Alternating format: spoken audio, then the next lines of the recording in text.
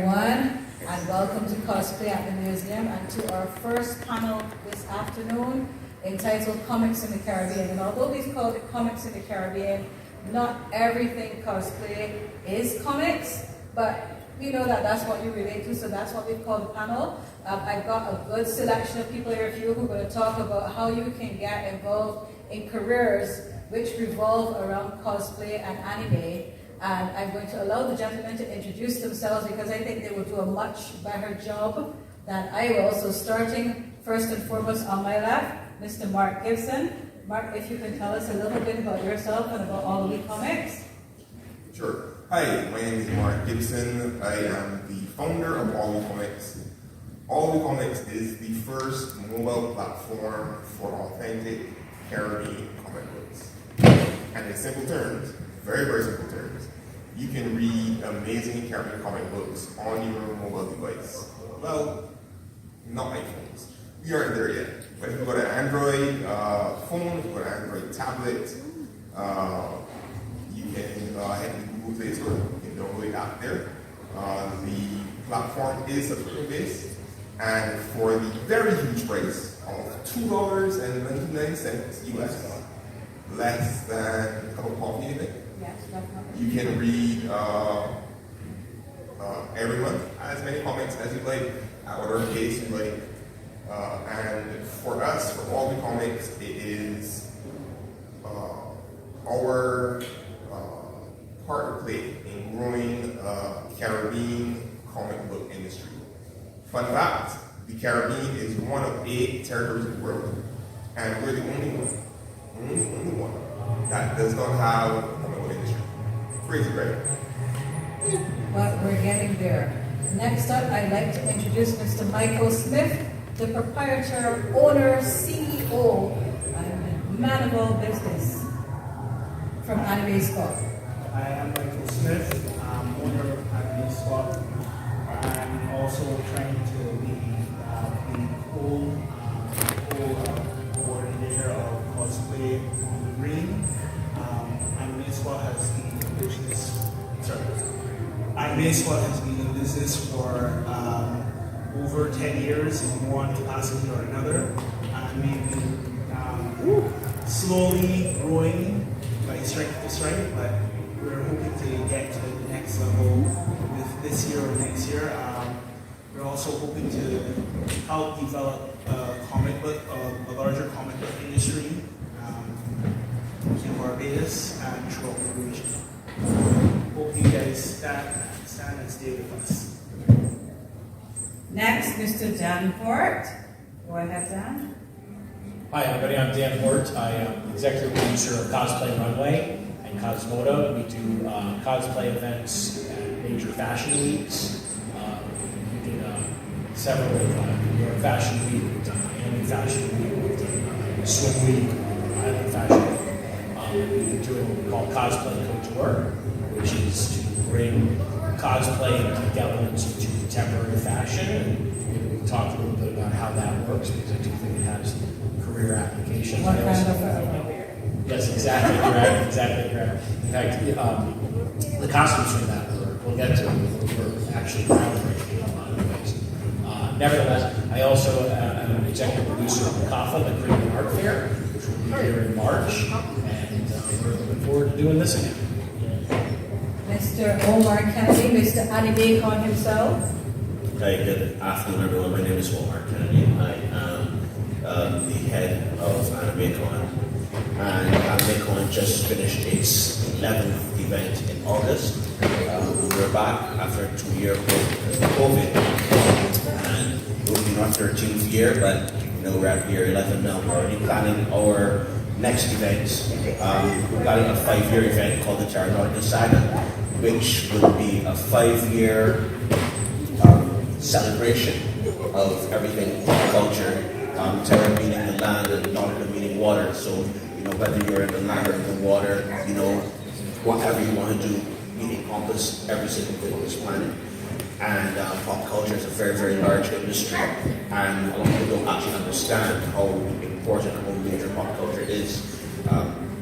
It it focuses on the movies that you watch and on video games you play. To some degree, some people say that the sports that you watch falls under pop culture, the comic books, the cosplay.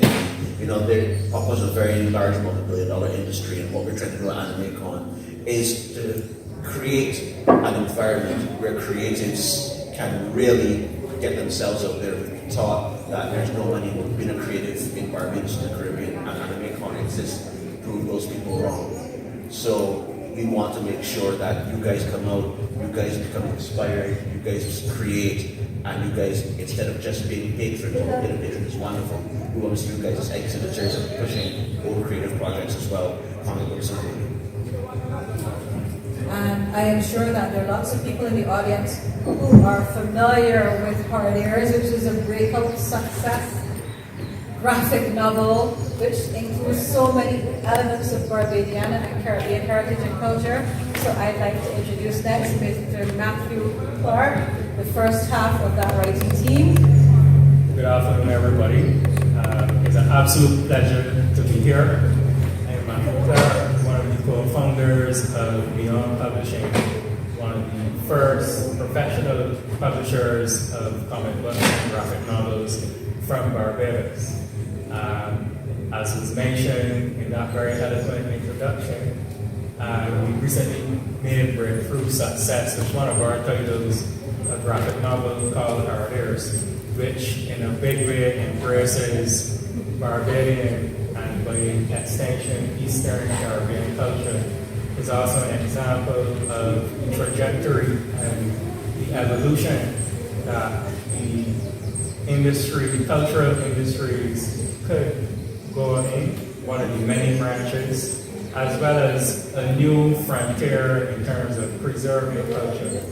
I know y'all at the museum would not be strangers to that practice, and we, in our own way, are also assisting in that exercise by bringing our cultural icons and characters into the pop culture sphere. So we're very excited to be here with you today. We in fact have one of your books currently in our Intangible Cultural Heritage exhibition, because that is really how well it fits in with the Intangible Cultural Heritage of Barbados. Well, a little bit more about that later. I'm going to give Nigel Lynch a chance to introduce himself before we get back to the question and answer part of this. I am Nigel Lynch. I am a writer and creator and also part of the Beyond group. And as a writer and creator, what I have been doing is partnering with other people outside of our region, which would expose them to our Caribbean culture. So I've worked with artists in Spain, Nigeria, the Philippines, Brazil, and these networks help us as a community to grow and our culture to get out there and be a part of the wider world.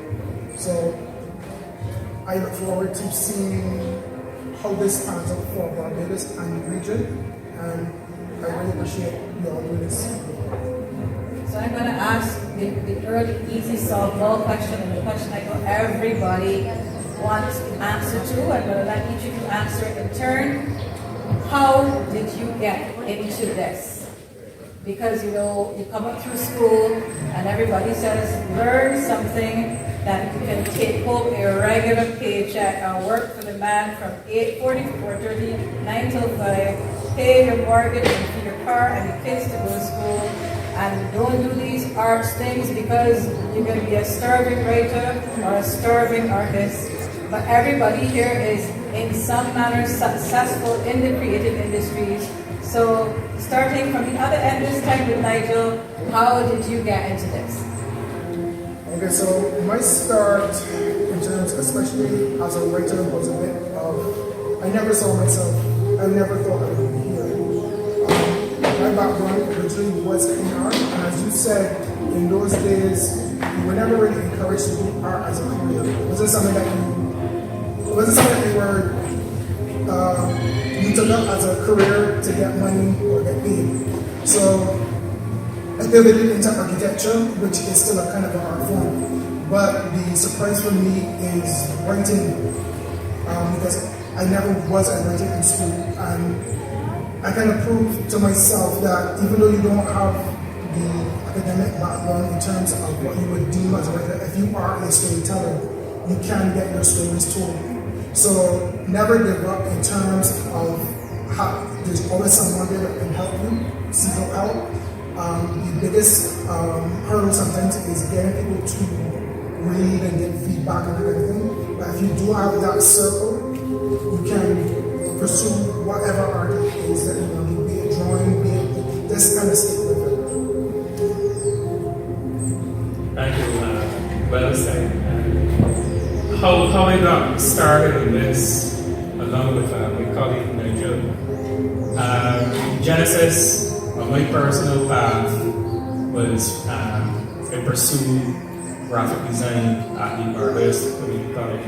So there are avenues here where you can professionally be qualified and get qualified in the arts. But then what we do with that? Now, my full-time job is in marketing, but I always had a dream of, professionally getting into graphic novels, creating comic books and writing. Now, I'm a little bit younger than Major, so with that said, when I was in my 20s, my late teens, we had the internet, and the internet really made things a lot smaller. So I didn't have to travel or send something by snail mail to gain an audience with a publisher. I could have a website or a presence on social media. The internet really shrunk that. So I encourage persons to capitalize on new technologies, and the way the internet has really made us now a global marketplace. Now with that said, let's talk a little bit of some dollars and cents. Because to be honest, we have bills to pay. We would love to do what we love to do, but also make a little money from it, or as much as we can. And it is possible. It is possible. Even if there are not examples in particular fields set yet in Barbados, there are examples around the world which you could try to emulate and tailor to the situation here. And think markets outside of Barbados. So our books retail in the United States, the UK, now we're tapping into West Africa, as well as Japan and Eastern Europe, and much to our surprise. So don't only think that Barbados, this small market, is your threshold. Start to think globally, refine whatever product you're making. I'm going to use an example that I know, which is graphic novels and comic books. So persons such as myself, we have Mark from We Publishing over there, and a few others are starting to be pioneers in doing that. We want the younger persons now who are consuming what we're producing to know that you can also produce or even do better. We want you to do better than what we have been doing, because the industry has to grow, in a compound manner and evolve, so we may be doing graphic novels now, but somebody in this audience may be the first to produce a cartoon from Barbados that's on Netflix, for example. So don't think small, think big, and don't be limited by what you see existing here in Barbados. Because as I said earlier, the internet has made the world such a small place. I was in fact able to refer some friends of mine to your book on Amazon who could not come all the way to Barbados to purchase, so I very much appreciate that. Omar? Hi, yes. From the time I was a lad, a very, very, very long time ago, not too sweet. Anyways, I was drawing comics from a very young age, 5-6 years old. I was building tabletop games from that same age. I was writing speculative fiction from that age as well. So I am a creative at heart. Went to secondary school, and I was told that there is no future in art. I was at Harrison College, we focus on academia above and beyond all else. and they said become a doctor, a lawyer, or a bank manager. And they said that there's just no real future in the creative arts. So I went off, I did finance, and then I came back and I spent 15 years in finance, and I was miserable all 15 years. And during that time, I was plotting to get out. I was just saving what money I could, and my business partner for AnimeCon, Anna Young, she came into the idea of an anime theater, and I said, okay, I was working on a few projects, but sounds like a good idea. I'll get back to you in a few weeks or months, and we're still going to flesh it out. And I got on the phone to Dr. Anna, and I said, "Oh, are you crazy?" I called her back almost immediately, and I said, "Anna, an anime theater is just one aspect of pop culture. Let's create a pop culture convention like what we see in the States and in Europe and in Japan." And doing such, AnimeCon was born. And AnimeCon persons see it as an avenue just to be a geek and or to wear cosplay or to push their products, but it's not just that. AnimeCon is it's not just a convention. It is the business of inspiring creatives. We have something called the All-Stars program, which encourages students to get into the creative arts, to make sure they understand it or follow the same traps that we did when we were told that there's no future in being in creative arts. We have AnimeCon, so that's the AnimeCon Entertainment Initiative. The All-Stars helps entrepreneurs who want to get into pop culture in the future. We just created the AnimeCon Design Group, which produces video games. We're looking to create an AnimeCon movie studio shortly. We'll be launching an AnimeCon next year. That is September 2nd and 3rd. We're doing a lot of things to really push the creative arts. And the movie studio will not just be about the traditional things. We want to do sci-fi, we want to do fantasy, science fantasy, we want to do horror. We want to do really, really fringe stuff that will grab people's attentions. I'm an author as well. Sulphurian Chronicles, and I was at a book fair, and I believe Matthew were there as well, Down Line Grove, and because our covers for what we're doing were so dynamic, the lion's share of people just came to Beyond Publishing and the Sulphurian Chronicles, because you have to punch above your weight, you have to be very, very impactful. And when they look at Matthew's work, they look at my work, and everyone just came over, and it shows that there's a new way of thinking. Barbados is not just palm trees and beaches and pictures of rocks and fruit and bottles and that sort of stuff. Barbados can create creatives who can make superheroes, who can create villains, who can create dynamic stories that go way beyond what we were taught at school and give it a 22nd or 23rd century spin. So that's where we are right now. AnimeCon, as I said, we're in the Carolina second stage. And we have a 5-year plan to build our creativity, not just in comics, but in esports. We are launching some esports teams. We're doing a lot for pop culture, and we really want everyone on board. Before we move on to Dan, I just want to mention, because Robert did, that Matthew is not just any old graphic artist or even just the graphic artist who does the pictures in the books. But if you go to this year's NIFCA exhibition, which is in Queen's Park, there is a painting which he did, I'm told, when he was 13 years old, which won a Governor General's Award, which is a minibus, which looks rather a lot like the minibuses that you see later on in Hardares, and it is a spectacular piece of work, and it is worth the trip. Dan? Right, so I guess my background is a little different. Growing up in the United States in New York City, I actually had a creative background, grew up in a creative background, and was not only not discouraged from pursuing it, was in fact encouraged, and grew up in an environment where I just intrinsically knew that those skills would be helpful to me. And so when I graduated, I got into performing arts high school and had a theater background. I had a television program when I was a kid, and that type of stuff. And so I did that for many years. And then I moved into marketing and was involved in that for a long time. And I discovered that my creative background was an asset that allowed me to be able to speak the language to people. And by the way, encourage projects to move them along and that kind of thing. And then I was involved in printing, which is a very static field. And most of my clients were large arts organizations and events, and I was at Art Basel in Miami, and I met my partner now, Anderson Pilgrim, who's the executive director of the CAFA Art Fair, and we got to talking. And he said to me, "So why don't you come down to Barbados? He's excited, we're doing some interesting things." And so I did, and I had a background. I was doing comic art at the time and working with a lot of big name comic book people, and I met Omar pretty much that same trip, and I discovered that Barbados, in fact, really was a hot spot for geek culture, more so than one might expect.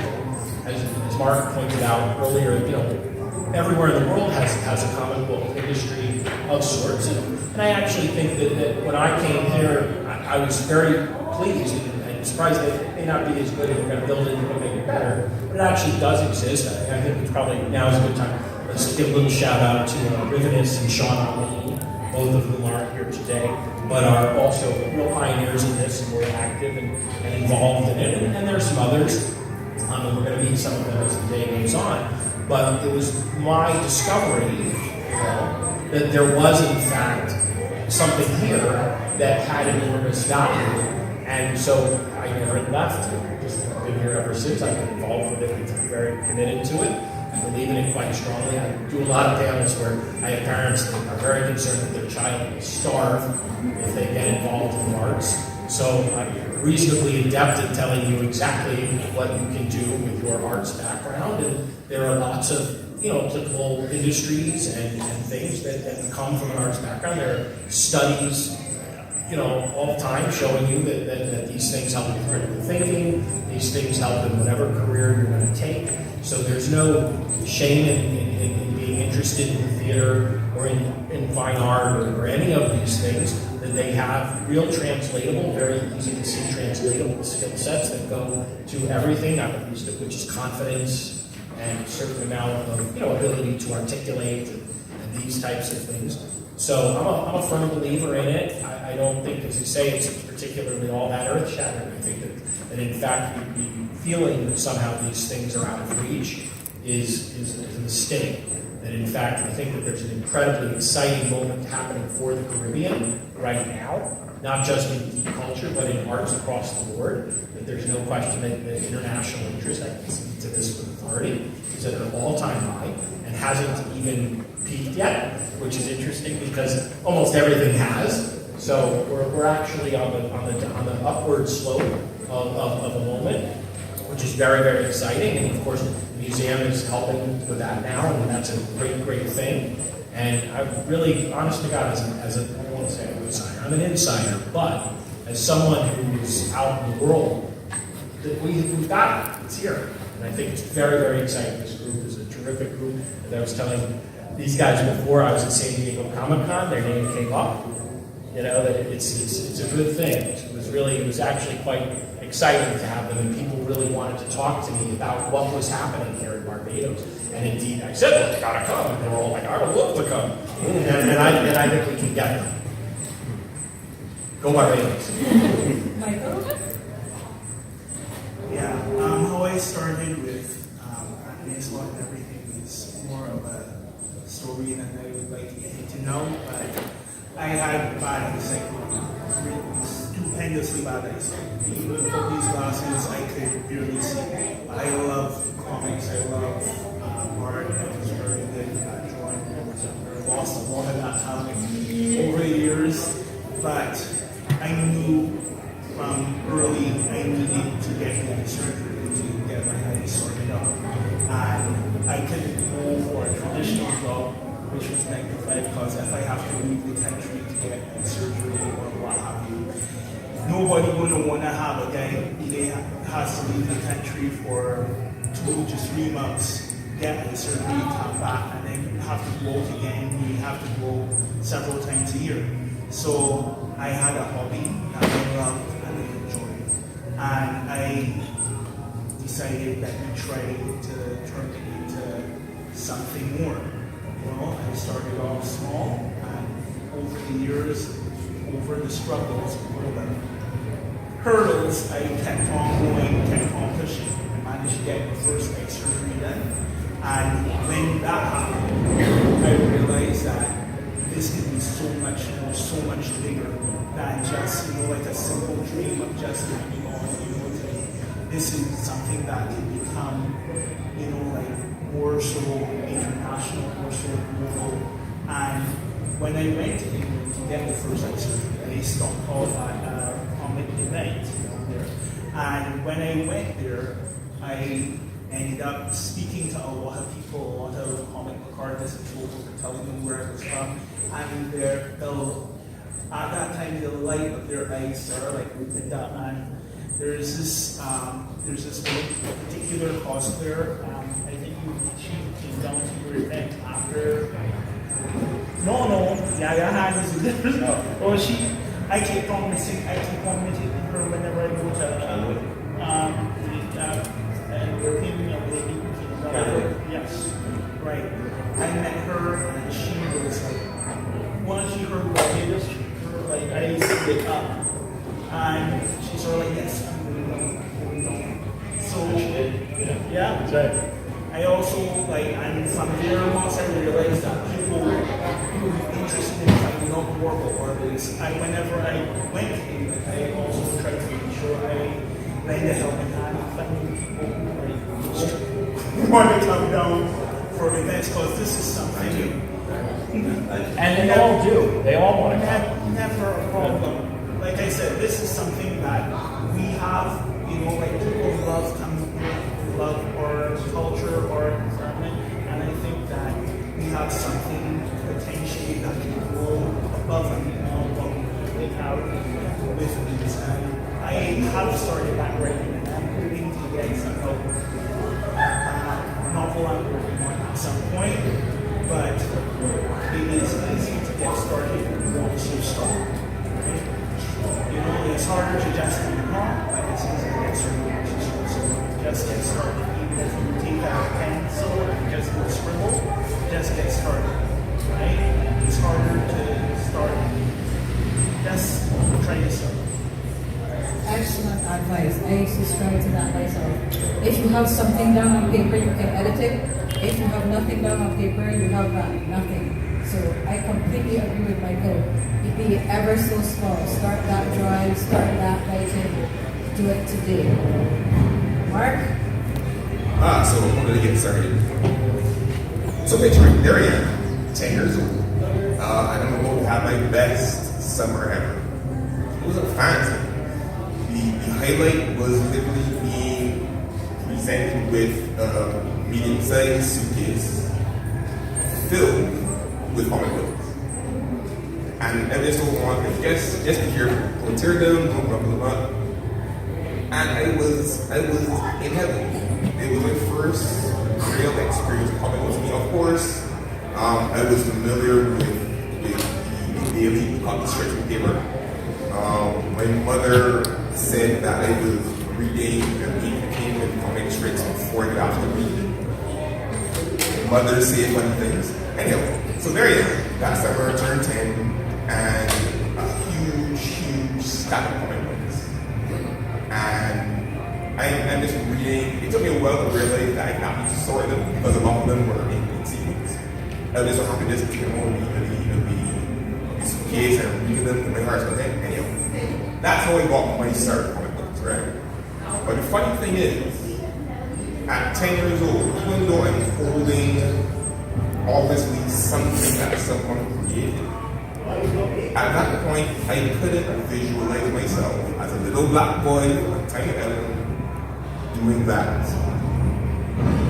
And you had a love for it, and you knew that this thing consumed my entire attention and imagination, but I couldn't see myself doing that. Not at 10. Fast forward a few decades, what was it? I published my first graphic novel. That was November 2014, called Bridgeland. Bridgeland was actually supposed, I wanted Bridgeland to be my first feature-length film. I do have a background in film. I produced this tiny movie called Payday at one point. Anyway. But doing anything creative in Barbados is a huge challenge because we find ourselves title we find ourselves in cycles. When I go into film around 2009, I met people like Patel, Nala. At that point, those guys that started up the Bridgestone Film Festival. I screened my first short film there, and it blew my mind to think about it. I ended up getting a standing ovation, and I'm like, all right, you know. But it was always still this thing where even though you're getting a level of acclaim in this creative thing you're doing, people will still tell you need to get a real job. But then, like say the film, they'll turn around and they'll go to Olympus, they'll go to the Globe right then, and they'll pay whatever is asked to watch, whatever it is that they want to watch. But for us, there's this move, there's this thing like, you can't do that here. You ain't eating the food. And it's weird, right? So all the comics started literally trying to figure out how can I make these amazing Caribbean comic books accessible. People like Nigel, people like Matthew, who are out there doing amazing things. Matthew was nominated for the Wrestling Award. This was this year, Matthew? This year, right? This year. Doing big things, right? But if you are not in comics, if you're not adjacent to anything creative, you got no clue. You know? So for me, all the comics was how do I make this accessible? And then realized it literally was like 1, 2, 3, 4. Everybody has a cell phone. Everybody has a tablet. The majority of people have at least one mobile device. Alright, let's get these comic books on these mobile devices. Let's make it so, and please don't kill me, Michael, but they don't have to go to the actual physical location, they don't want to. You know, fun facts. The fastest growing demographic in comics are actually women. Young women, because comics seems to be this male-dominated space. Right? And if you are female, and you're actually interested in comic books, one of my team members, Tamara, she is a huge Conan the Barbarian now. Conan the Barbarian. It's so good. She will talk her ear off about Conan. She knows more about Conan than anybody I've ever met. You know. But even with that kind of love, that kind of passion, it's still kind of hard for you to like get into these spaces. They seem so male-dominated. But now you can read Caribbean comic books. Matthew and Nigel, tons of respect to these guys. They were one of the first people to, they were one of the day one supporters, day one creators of all the comics. Actually, the first thing that they put on the platform was Hard Ears. And then I remember having a conversation like, yeah, Mark, we need to pull Hard Ears. And I'm like, alright, the media platform is good because you do that yourself. But I actually headed up. And we hear like, you know, months later that, you know, they brought this deal and I'm like, yeah, respect it. Respect. You know. So if you are a fan of comic books, check out all the comics. Go to the Google Play Store and I think people, yes, we're hard at work getting everything for you. I think that's a big step. But yeah, that's how they started. And I said, well, I lived in Barbados entirely. I think we started as a country of vision. Our Barrow had a vision for independence. He had a vision that we will be friends on all satellite systems.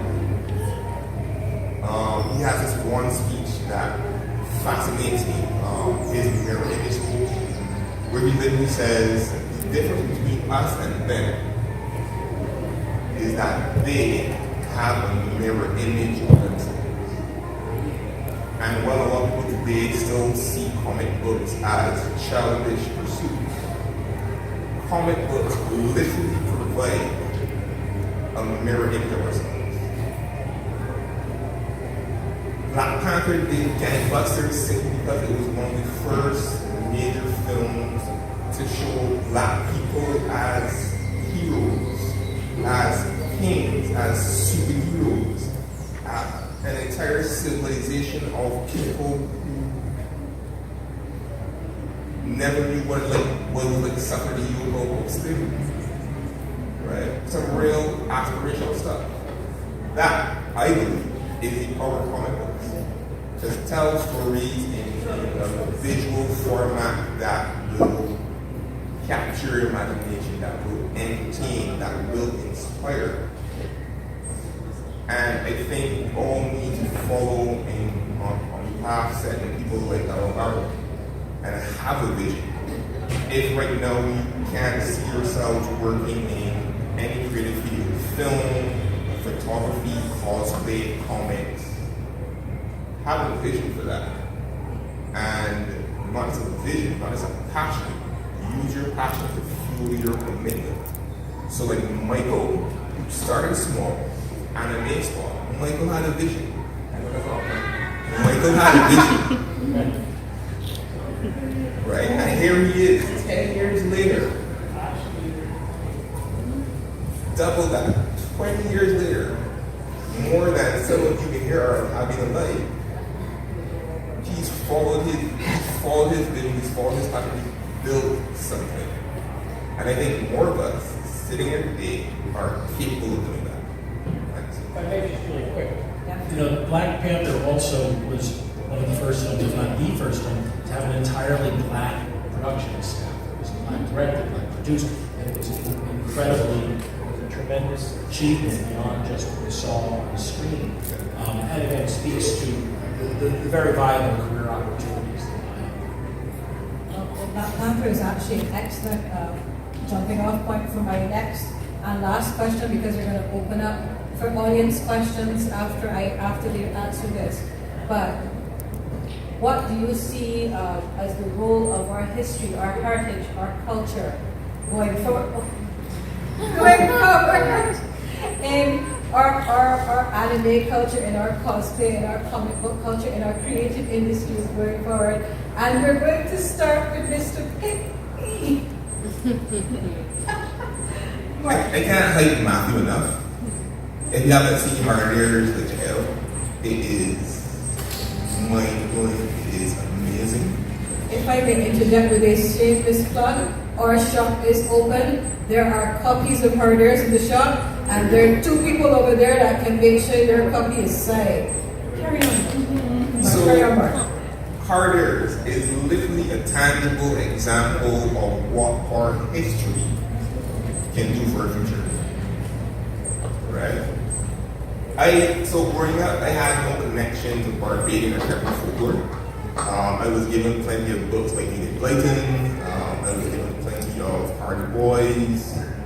And it wasn't until I was in my 20s that I actually got into folklore because I was reading a series called The Dresden Files. Basically, this guy in modern day Chicago, he was a wizard and a private detective, and he's battling all of these fantasy and mythological creatures, right? And I was thinking, yo, that sounds real cool. What would that look like in Barbados?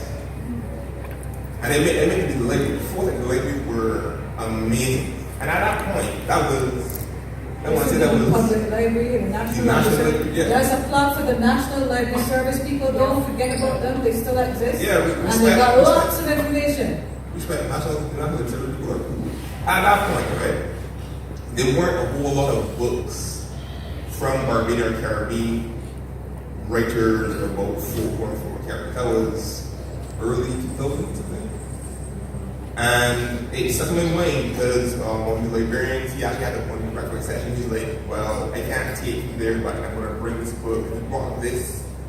The word for it is tome.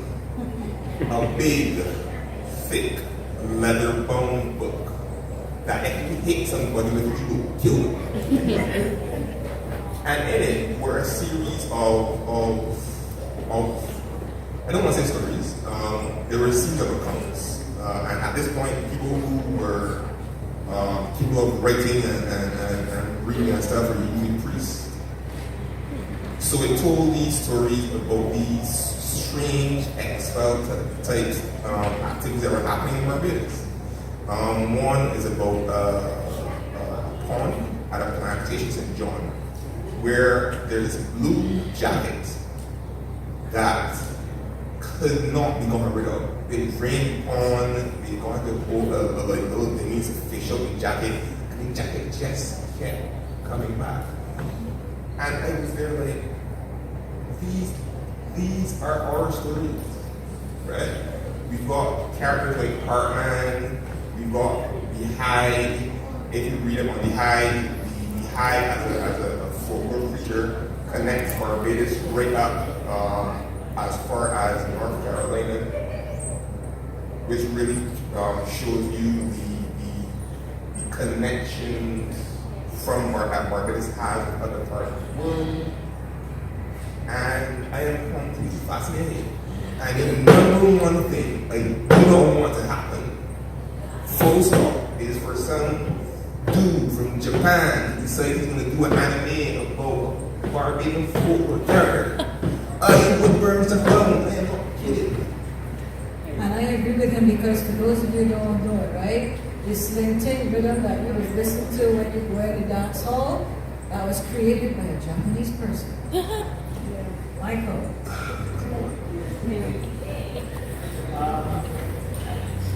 I grew up listening to the stories of my grandparents about all of the folklore from Barbados, and I always did a lot of reading throughout the other nations and their folklore. One of the stories that stuck to me that sort of like it was inspirational to me was the story of a man going out on a beach with a spotlight and crashing ships, stealing their treasure, and using those ill-gotten gains to build a hotel for himself, which to this day still stands. Right?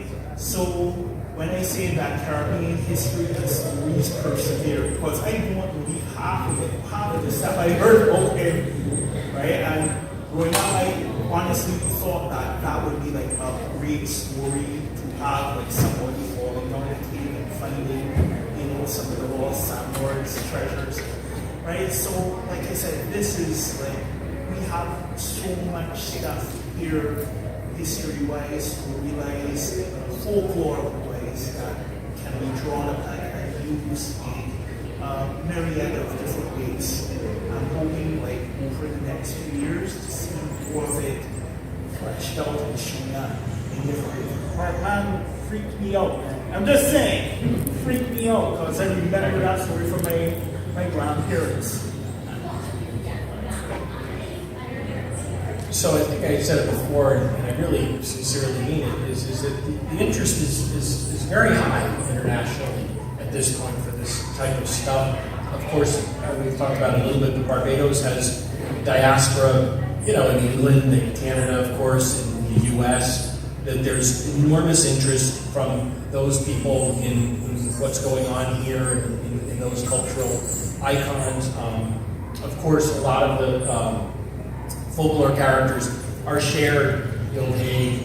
Stilton, Gazer, Simon Roos, and things like that. Those are all characters that are ubiquitous throughout the Caribbean. So there is an opportunity, which I think is important to talk about a little bit, is it isn't just Barbados, that we can enjoy the pleasures of the other islands of the region, of CARICOM. And I think that that's very important to include. It's fun to have a little bit of they say it in sports, it's Barbados first, then it's the West Indies. They're rooting for all of them because, that's the way this region is set up. So there's enormous interest globally, and by the way, just regionally, which is, of course, something that's very important to remember also, is that you don't need people in Japan that we've got people here in the Caribbean that are interested in what we're doing. And as they say, in terms of the folklore characters, they're very familiar. Nancy the Spider, of course, is one that gets used quite a bit and has been seen.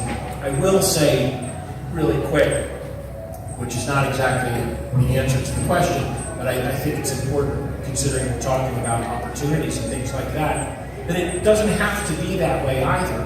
That it's really okay if a young kid in the Caribbean wants to write about some sci-fi space story that doesn't have all that much to do with cultural heritage or history, that usually you'll find, that those things, your background will inform what you're doing, and a creative person will talk about bringing themselves to their process, and that's all really good. But I do want to encourage people to think that it's okay to be outside of those parameters. That there's no reason that you can't do something that isn't Caribbean flavor, that there's no reason at all that someone from anywhere, from Antigua or Bermuda or Barbados, can't write a story about some guy who lives on the moon. And I would encourage people to have that world open to them, because it really is. It's really not as narrow. And again, I know I've said it several times, but I promise you, I mean it. The markets are there now. The international market is interested. Agreed, and to follow up on that, Tobias Backel, he's from, I believe it's Grenada, and he has written numerous sci-fi and fantasy pieces. He has talked about the Heart Gun in Barbados. He's written for Microsoft's Halo properties. He's done a lot of work, and he's just from across the pond. So that's wonderful. What I would say on topic is that my grandparents, their house was haunted, and it was a terrifying place.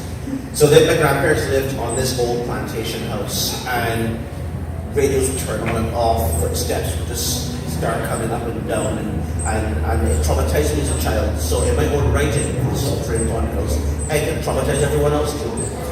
So that's where it is. Yeah, exactly. Yeah. Mark knows it. We have a writers group. There's a guy who he's always lighting into me for how I treat my characters. I treat my characters horribly. It's like a slasher flick.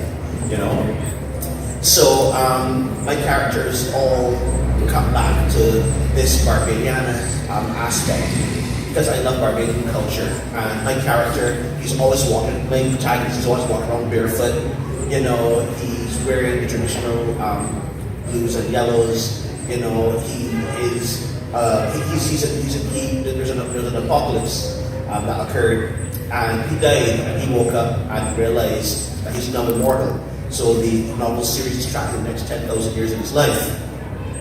And, his personality is so strong that the world has some aspect of Barbadian culture no matter where you go, because he's immortal now. So wherever he goes, he leaves a fingerprint of what he believes in. So, wherever you go on the continent, there are always guys like drinking tons of rum, eating lots of sauce all the time. Soca's always playing, he leaves his imprint wherever he goes. So I believe that Barbadian culture is very, very strong. A lot of us don't appreciate it. We always grew up hearing about Thor. We always hear about all the Norse gods, the Greek gods. We hear about the Roman gods. We hear about all these. We have a lot of powerful culture right here in Barbados, and the stories need to be told. Hollywood, or they call it Reboot Central, all they do is they just keep on making the same crap over and over again. And even Marvel and DC are falling victim to this. They're just using the same formulas all over again. Just about repeating. They need fresh content. And the reason why AnimeCon is just trying to build the video game studio and movie studios is to make sure that when you guys have stories that are told, Netflix is desperate for content, especially now that they're going under. I really shouldn't have said that. But anyways, you plan to put this online at some point. He doesn't have any inside information. No. I just read news. We want to be able to push our content to the big publication houses abroad and to create our own publication houses, so that you don't need to go to Netflix. We have our own Carryflix, or whatever you want to call it. And it doesn't take a lot. It just takes somebody with a dream some understanding, like-minded individuals who sit down at one table together and say, yeah, men and women, let me do this. And that's it. There's nothing stopping you from doing it. We cannot compete with Mexico, China, India when it comes to manufacturing. But ideas are free. And the idea and the cost of making a book online, once you have the talent associated with it, costs the same no matter where you are. The concept is there, your artists are there, you guys come together, make an arrangement, some sort of agreement, and get your content out there. We need you, Barbados needs you, the Caribbean needs you. We want to have our stories told. Before we move on to Matthew and Elijah, I just wanted to say as well two things. Well, I want to ask Mark a question quickly. Your all-we platform, you mentioned when you were talking that Matthew and Nigel were part of the platform and then they withdrew a particular item from the platform. Does that mean that people... Reluctantly. No, I'm bypassing that on the way to something else. Does that mean that you are open to receiving content from young people who would be interested in placing their work on your platform? So this is how it works, all the comics. The very, very high bar for entry is that your creative team at least half should come to Caribbean. That's it. Okay, good to know. There are other requirements that are more on the legal side. Fan fiction, nah. I don't want to hear about Wolverine that makes you Barbados because I don't need more coming with me. Nah.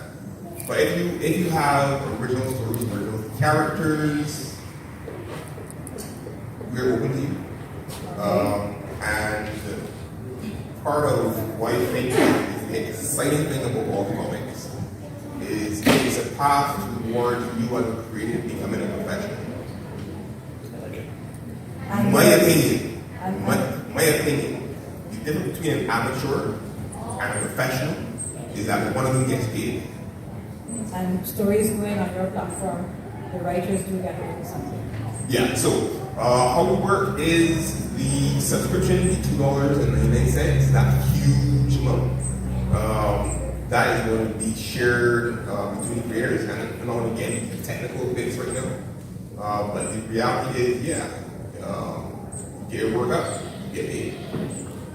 That's all they need to know. They'll work the rest out. So coming back to Omar now. So Omar, I believe you and I had a conversation prior to this where you have created, let's use the modern term of metaverse, but back in the day when I was reading these things, regularly reading Dungeons and Dragons and so on, it would basically have been a sort of a fantasy world to which stories can be added. Are you also open to people writing additional stories for content that is included in a part of your publishing, as a part of your universe? Absolutely. What I did not say about this Alternate Chronicles universe, I took a page from Image Comics and I have it as an open source universe. So if you're a writer and you said, Omar, I love your books, I see you next to it.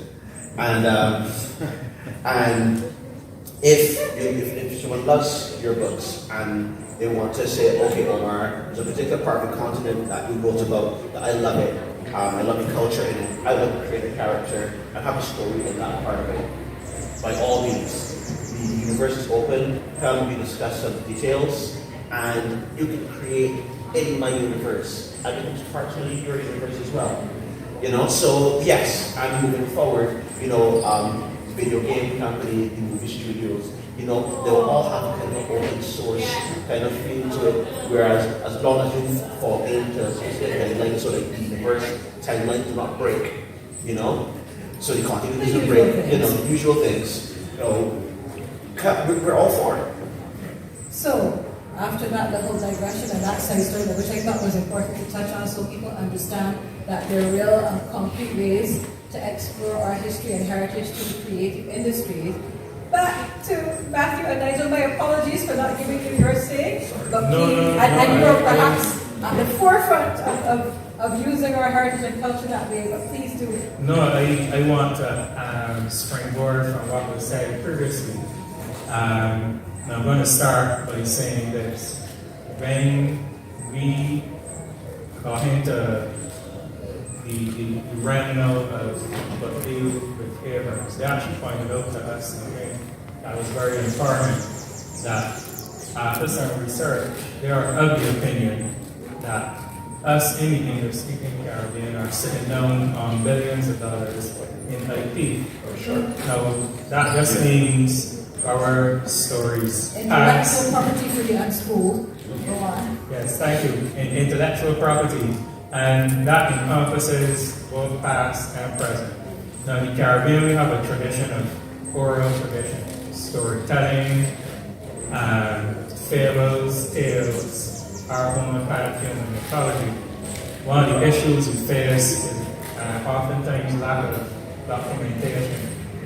But there have been a lot of efforts made in the past and still ongoing.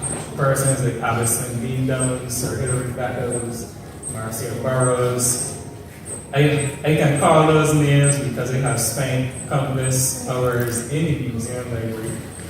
So please join and support the Barbados Museum Library and Historical Society. It is not a place that's only for old people. I was in there when I was in my teens. That is how I did the research that led to Cartman, and then years later the research that helped to birth our heirs.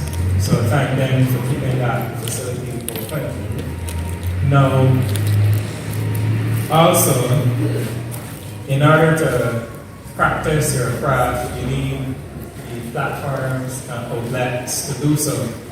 So I have to thank, first of all, Mr. Omar Kennedy and Ms. Anna Young for creating the primordial soup that is anime con. Now, you have to Google what that word means, but essentially, it was the environment that allowed us to even gain the confidence to sell a book to our first set of customers, to even be bold enough to print something and have the confidence to ask somebody to exchange a little bit of their hard-earned money in exchange for what we have produced. So shows like the AnimeCon and this forum here as well are very crucial. So please, when you see these shows advertising, please take full advantage of them. Think business-like, explore what are you good at, how can you utilize these platforms to make some money, and by extension, gain experience. Don't be afraid to make mistakes, because that's all part of learning. In order to pursue this dream, because I'm sure all of you are here because you are interested in some way in producing something related to pop culture. Doesn't have to be comics, but something within this area of interest has brought you guys here today. Thank you for coming. And I want to impart you with this advice. You can do it. It is not that hard. And what you don't know, you can Google or ask questions. And the advantage you have of being in a small island is you have easy access to persons who do these things. You can email or message Omar, any of the panelists, or any of these great panelists, Alan, myself. Feel free to ask us any questions on social. You have access to the museum. You have a fantastic resource in the form of a library. Utilize that. It is not very expensive. And see what is around you. You don't necessarily have to tell a story that is from 100 years ago. There's interesting things that are happening to you now. The stories, experiences you had in school, persons you would see in your day-to-day, characters in town, or just stuff that you create, right? What can you do with the material that is literally under your nose, that is waiting to be scooped up, turned into a story, and hopefully make some money, keep the lights on, or expand the house or build a house. I don't know, but somebody here in this audience, I hope, will be the first multi-millionaire from creating. Now, that is a very broad word, and I kept it broad on purpose because I don't know what you guys may pursue, but whatever you pursue, I hope and I wish and I project that you will make lots and lots of foreign exchange from it, because doing what we do, I can tell you from the Beyond Publishing experience, this is a foreign exchange earning product. When we sell these books overseas via the website, print on demand, we earn foreign exchange. Now that is huge because our economy depends on that. So see yourselves as doing your national duty as well as pursuing the dream and put Barbados on the map. Nigel, before you start, I would like to add one thing to what Matthew said. On an Acon year 2, you brought down some guys from DC Comics, and I remember they were looking at Matthew and Nigel's works. And they pulled me aside and said, Omar, we had no idea that Barbados had this sort of talent, and said that these cats are going to go far. And look at them now. They are a household name. They are fantastic. I think you were speaking to Matthew about it. It was either Eddie or Chris, and they said, apply to DC Comics, apply for wherever you want. You know, we get thousands of applications a day, so if you don't get to, just keep on going. And if that's not your choice to go work for one of the big two, work on your own stuff, because your stuff is brilliant. And I'm glad these guys did that, because if someone like the heads of DC Comics come down here and say that these guys are it, these guys are really it. Hi, you have to give me. I feel it's okay. I give a telephone. Give me the original question. Oh, I'm asking, the original question was how do you see our folklore, our heritage, our culture as something that we should continue to tap into as a part of our cultural and creative expressions? Well, I think it's very important, and as a writer, I try to do that. From everybody in the panel kind of touched on different points. And as Dan said something which is very important, you should not be limited to what kind of stories you're going to tell.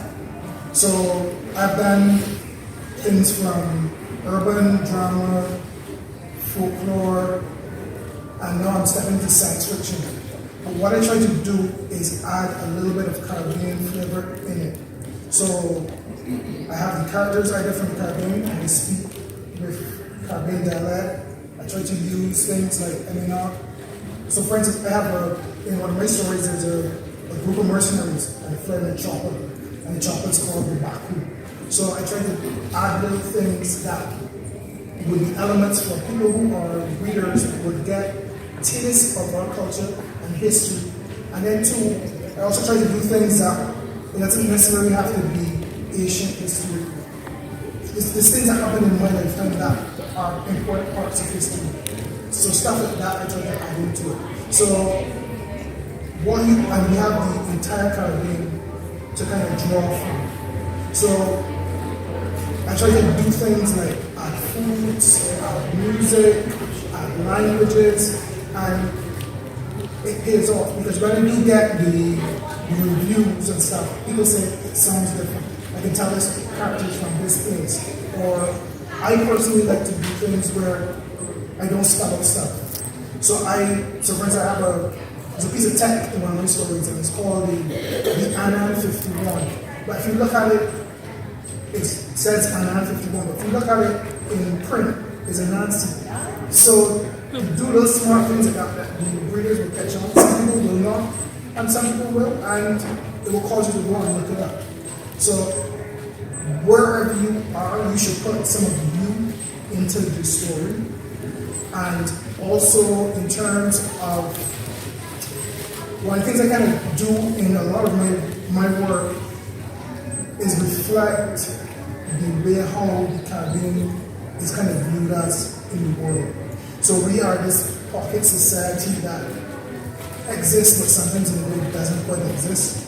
So in a few of my stories, I like to portray that. I like to do, because there's still certain things, even though we are all talking about being creatives and doing things,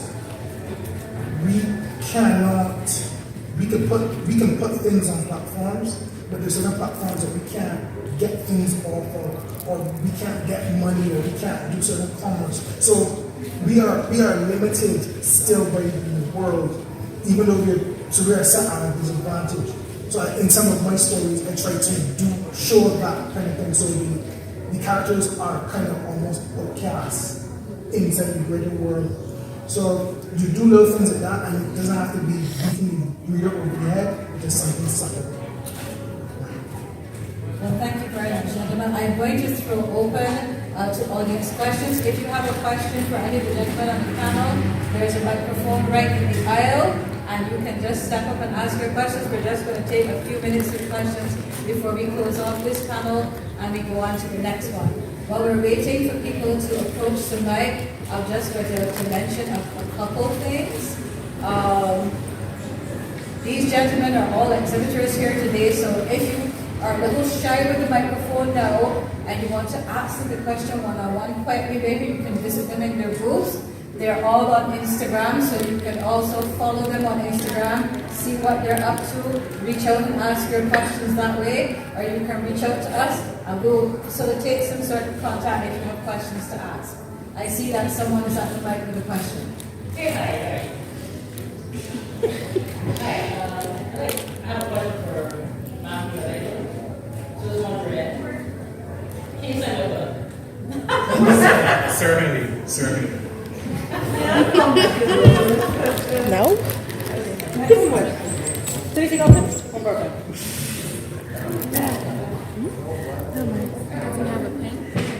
I didn't have the pen ready. Who are they sending the book to? Trey. While Trey is having his book signed, for those of you who are not familiar with Hardairs, I have written a short review of the book, just giving a brief overview of what to expect. It is on the museum's social media pages, and I hear that it's also going to be in this year's journal.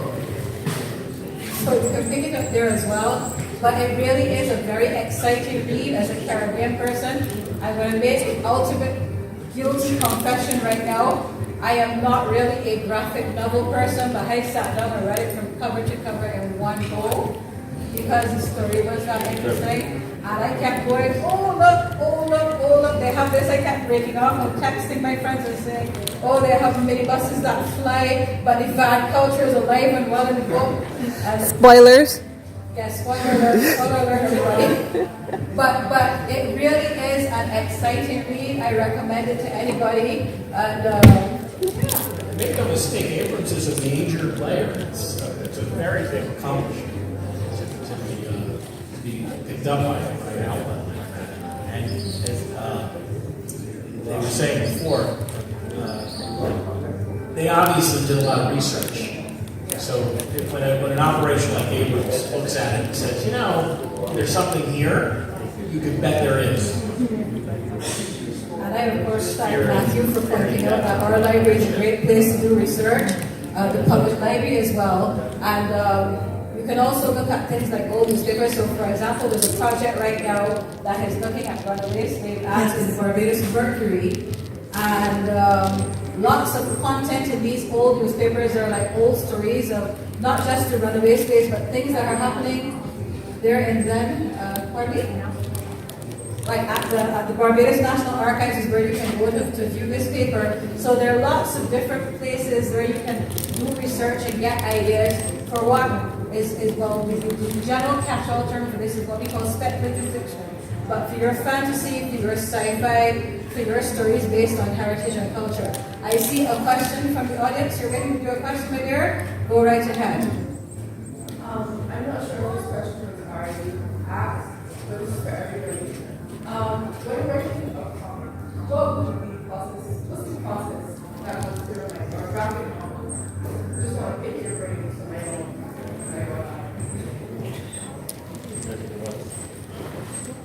know. I can just jump Once in. we process, No, brain process vending. first it usually starts with story, and I'm going to use the word usually because there's nothing really set in stone, but I can give you a general overview of what we would follow that makes it kind of simple and easy. So you have your story. You don't have to start from the beginning necessarily. You can start from the middle, start from the end, because one of the problems you face is you may have an idea, but then you face pressure where you want it to be the next Lord of the Rings saga. You don't have to do that. You can start from the most interesting part and work either forward or back. And try to keep it in a manageable scale, or a scale that you think is manageable at the time. And once you've completed that, and always aim to complete, so start to set deadlines for yourself, because there's no use you're doing something for 20 years and it has no end. The next step is either yourself, or if you're not skilled at illustrating, you build a relationship with an illustrator and you guys work out whatever deal you all have, and then start to sketch and plan how you're going to sequentially tell this story. And then from there it's just picking it up and finishing. But one of the key things is you have to always have certain deadlines so that you can finish and bring a product to market. I know a lot of persons who want to do comic books, but one of the problems is that they never finish because they either go to a brand or they're always second guessing and doing over themselves. Always have confidence enough to say, well, this is what I have produced. It's not perfect, but I'm going to bring this to market. I'm going to learn from what I've done here and the feedback of the public and my burgeoning fan base. Hopefully, because you want to have a fan base. Like that, my joke, like me. Yeah, I also add that when you think about creating a comic book, it's not necessarily important, but you also have to think about it. It's more of a team effort. It works better if you have a team, 2 people to support one another, 3 people to bounce ideas off of, and try not to create in a vacuum. So don't try to get as much good feedback as possible. People who understand concepts of storytelling, character development, and that kind of stuff. And don't be afraid to fail. Sometimes you need to be able to fail in order to become better on the second endeavor. I would like to add on to that as well. Find some peers. As I said, I'm in the White Writers group on WhatsApp, and Nigel's there, Mark is there, Mike is there, and we, like I see, and we all bounce ideas off of each other.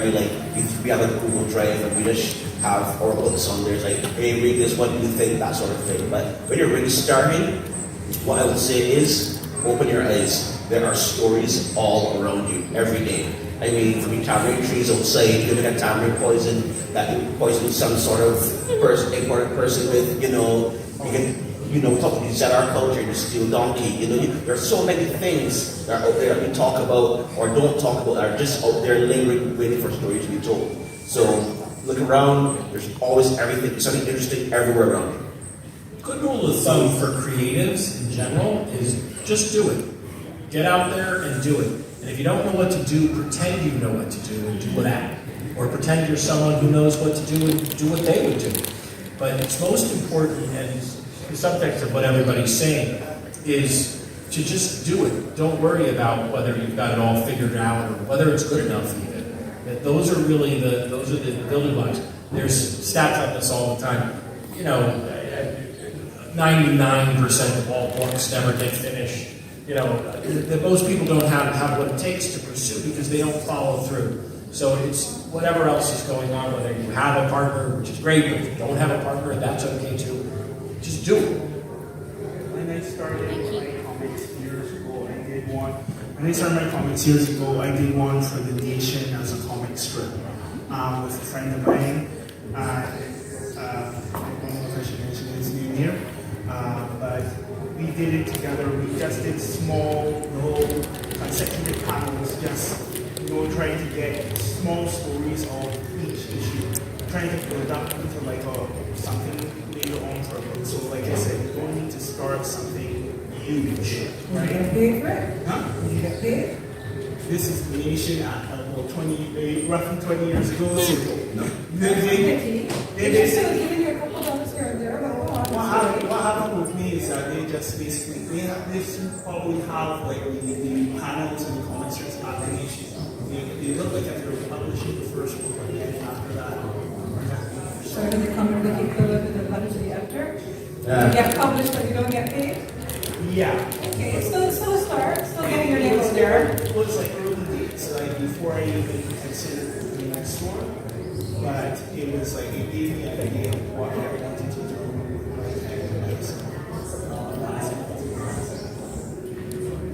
Hi. So for me as a writer, I like to start with characters. Figuring out who my characters are and what their motivations are. Their motivations are what will drive them throughout their story. Shameless plug, we've actually worked with the National Library Service this year to do our first visual storytelling comic books course. Well done to you. So if you are interested in finding out what people are learn to read a comic, regardless of me or Nigel who are writers, I can't draw stick men, so I focus on what I'm good at. Hit me up on Instagram at AllWeComics. And I'm gonna spell that, Mark. ALLUHWI, AllWeComics, COMICS. Yeah. So I start characters, and if you want to learn more about creating comic books, going through that process, that's part of what we do. Thank you for the question.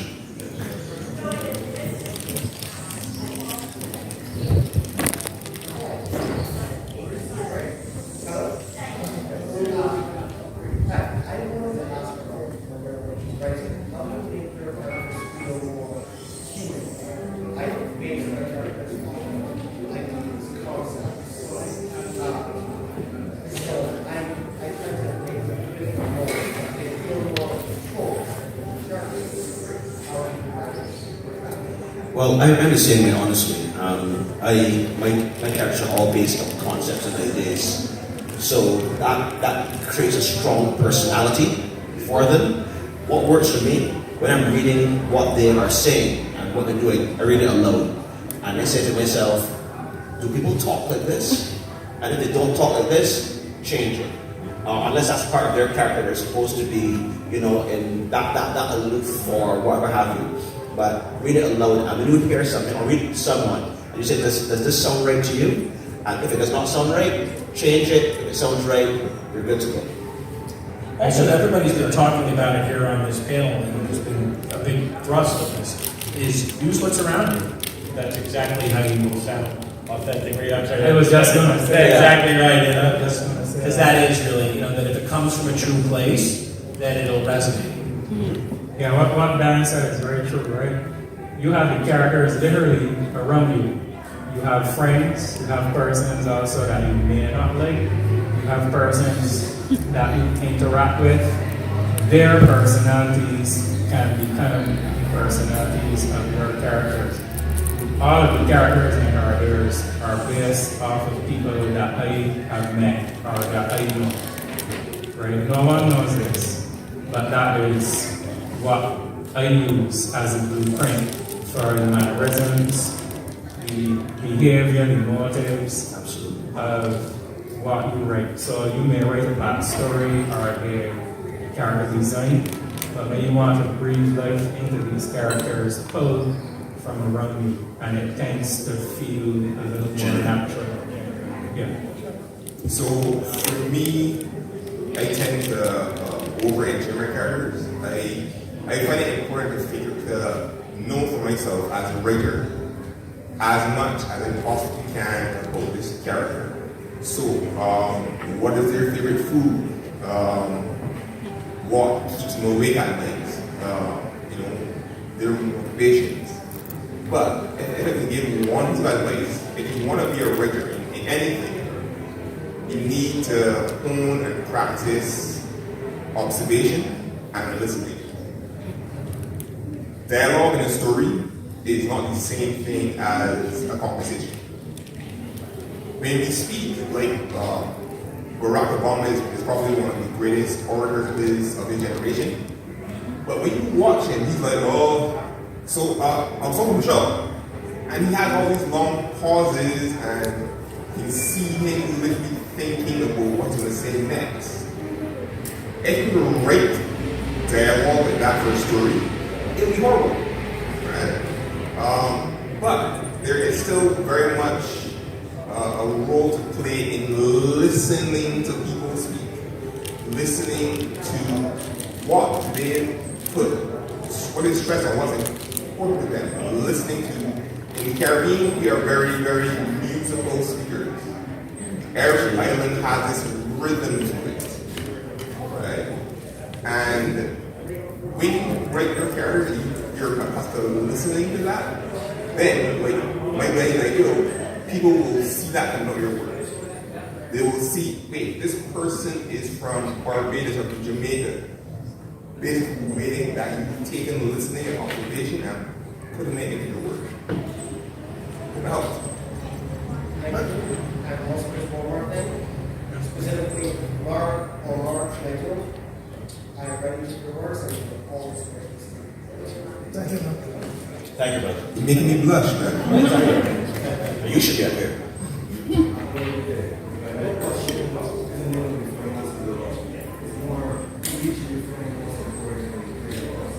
Can you go again, please?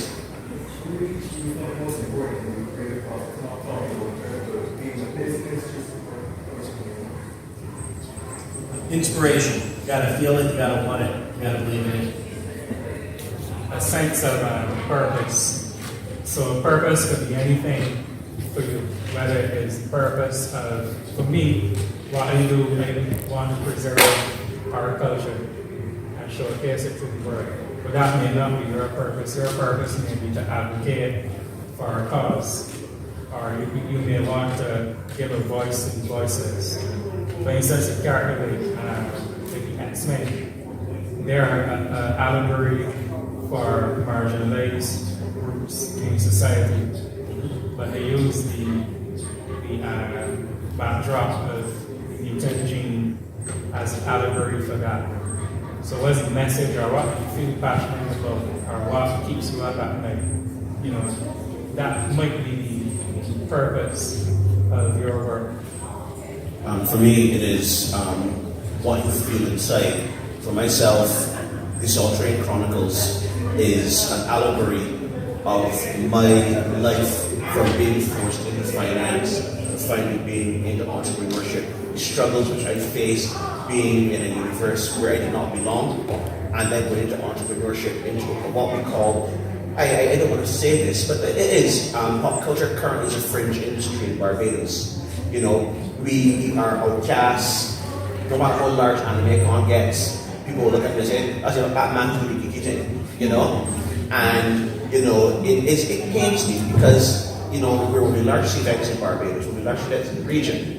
And some persons who would see us on Instagram or on Twitter or whatever the young people use it nowadays. Some people go and see these stupid comments in you know, underneath the videos and pictures and whatnot. So the novel basically is a reaction in a fictionalized setting of the things I have been going through. So when you see a character died really, really badly, that's because somebody really upset me, and I said, I'm going to murder you in my book. You know, so Artistically, I've never killed anybody in my life yet. So thank you. So I think find something that's dear to you, a story which needs to be told, not just wants to be told, that your passion, your soul needs to get this out there, and go for it. I just fictionalize it so that, you know, you don't get sued or anything like that. So for me, two things, right? It's a combination of passion. You have to feel this. This has to be the thing that you go to sleep at night and you're dreaming about it, and you wake up in the morning and you are ready to go. Passion is going to get you through a lot of hard times, right? You gotta also really belong that passion and yeah, commitment, but you have to have fun with what you're doing. It's work. All of us up here, it's work, right? But we all know, and Omar spoke about this, you could have a job, you could work somewhere, I was a journalist at one point. I won my first award ever as a journalist. And I hated my RA's job. I can say that. My RA, I hated it. I was good at it. Literally award winning. And I hated it. I did not like it. But if you were passionate about something and you were having fun with it, that's going to get you through a lot of hard times. Legit. Let's say with the numbers, we just got those numbers there, but it cares about the emotions that we story about the heart. Stubbornness as well. Yeah, for sure. Absolutely. Because if you can't, if you have something you love, or something if you have something you love or something you're interested in, you have to be stubborn about it. Even if it hurts, you know, like that's a work the way you want it the first thing, the second thing, the third thing. You have to realize that you have a goal long term, you're aiming for that goal, that's what you want. I agree. Well, these guys said a lot of what I would have said, and one of the things about what will drive you to do anything creative is you will not feel comfortable if you don't do it. So if something nags at you and it constantly nags at you, it means that you want to do it. So just go ahead and do it. That's it. Because you just will not feel comfortable with it and regret the rest of your life. Ladies and gentlemen, I am so sorry. I am going to have to call a halt at this point. Those of you, I see there are a couple of people who still have questions. I appreciate you. They're going to be available out in the courtyard. You can talk to them one-on-one later. But we have 3 more panels to come. So I am sorry. Thank you, gentlemen, so much. It was great to hear from you. It's been wonderful.